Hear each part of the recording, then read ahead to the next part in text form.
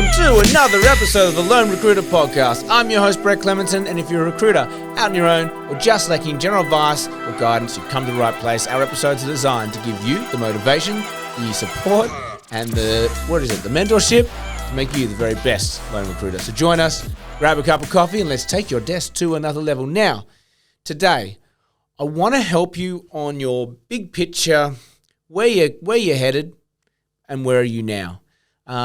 This has come off the back of an internal, daily, quarterly conference that we just had, and we did a whole session around where are you headed in terms of your desk and your business, and where are you now, and understanding what the gap looks like. So a lot of people, they kind of know what they do as a recruiter, they kind of know their targets and about what they're chasing, but what does it look like? And so I want to help work that out with you today.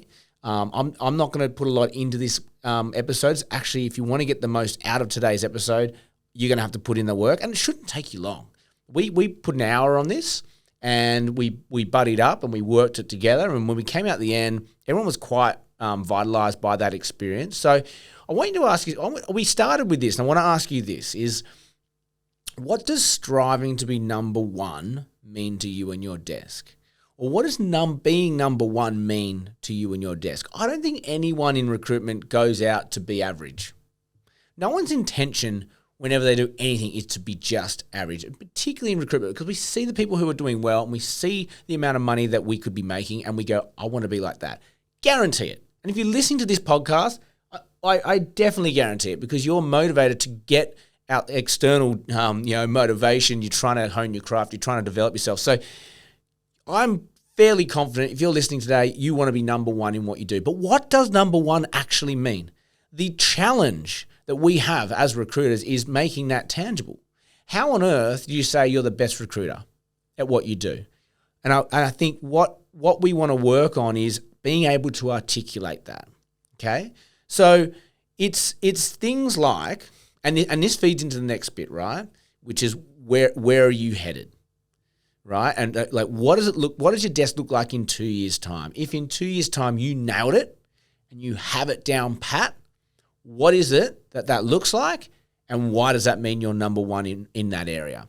So let me give you some examples. So if I were to start a desk today, right, and I wanted to start in, I don't know, let's just call it bus drivers. I want to be number one recruiter of bus drivers. And I'm saying bus drivers because everyone knows what that is. I could have gone tech or engineering or whatever, but it gets a bit lost. But bus drivers, people understand.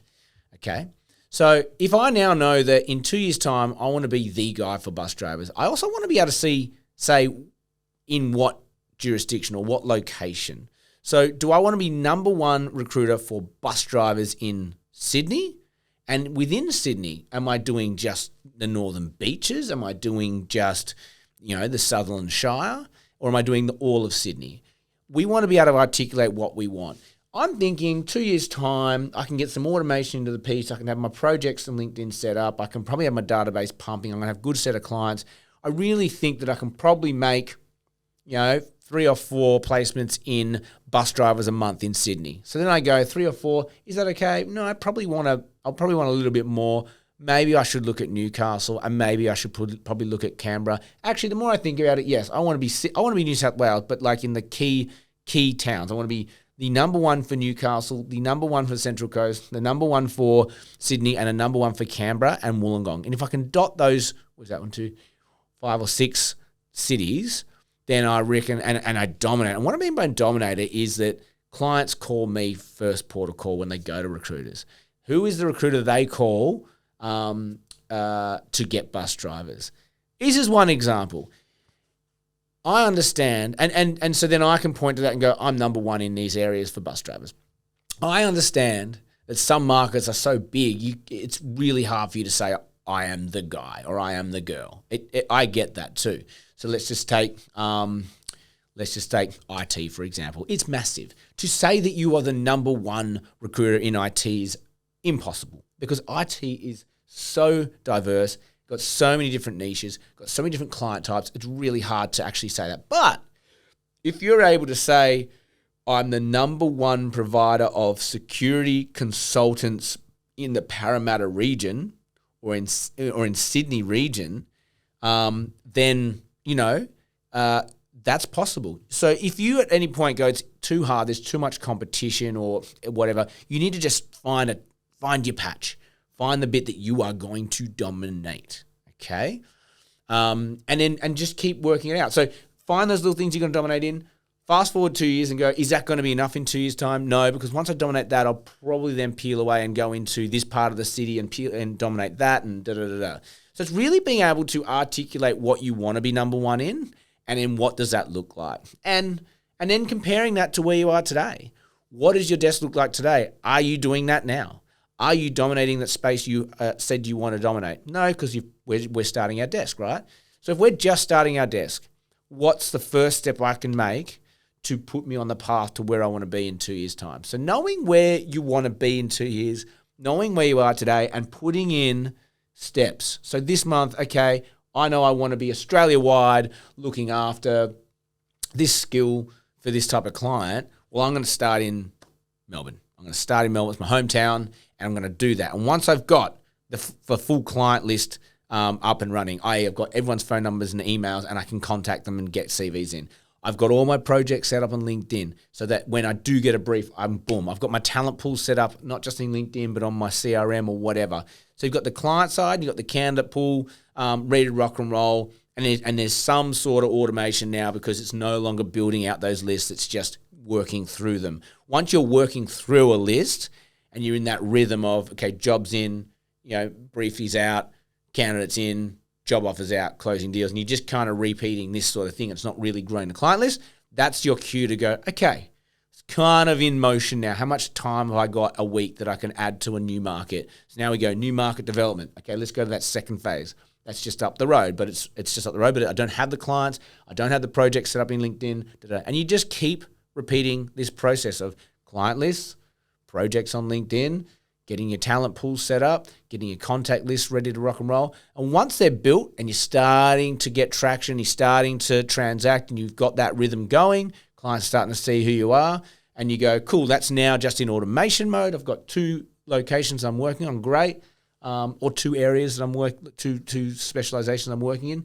You go for the third. So whatever your end goal is, you want to every month be going, what's business as usual, and then what's growing. Okay. And then in 2 years' time, you're going to look back and go, oh my goodness, like I have got this whole country or this whole area, everything I wanted to do, I'm covering, and I can point to it and go, I'm number one in that. A little side note, number one, going on terms of what are you number one in? It doesn't have to be an area like jurisdiction. It could be a client. You might identify 3 key clients and go, I want to be the person, the go-to person for these 3 companies. Because within that you've got a lot of work that's going to come out, a lot of repeat work or whatever. So being number one for a particular company is also something that you could articulate, or being the number one recruiter for this skill set specifically, and whether that is for using, taking those candidates to consultancies or to end users or to government or whatever. The power of being able to point to and say, I dominate this space. It will flow through all your advertising. It will flow through all your marketing. It will flow through all your client pitches. Before you know it, you are the person because you're saying you're the person. Okay, there's just so much power in it. When you go and see a client or you speak to a candidate and you're broad and vague and they don't know what you do, there's no power in that. There's no power in that.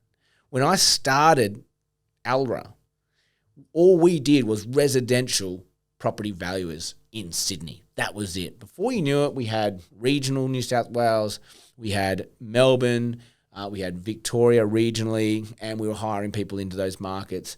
And then from there, we went, that's a great solid foundation. We pushed up into the big institutional brands, CBRE, Colliers, and the likes of doing more of the bigger valuation things. That market certainly shifted since then, but we started small and we built it out so that we were the dominant player. And then we moved and we did it to the next town or next specialization. And I can tell you now, when we when we were marketing, it was like, we've done this many placements. This is what we do. No one else can touch us. Look at our advertising, da-da-da. And to this day, we dominate that space. And so if you can do that for yourself, I tell you now, life gets easier. Leads come your way, jobs come your way, new clients come your way, candidates come your way, and you barely feels like you're working for it, i.e. you're not headhunting, you're not advertising. They're just coming through because you are the magnet to that sector. So that's all I've done for you today. I hope that helps someone. Where are you headed? Where are you now? Build a path to get there and get on with it. Have an amazing day.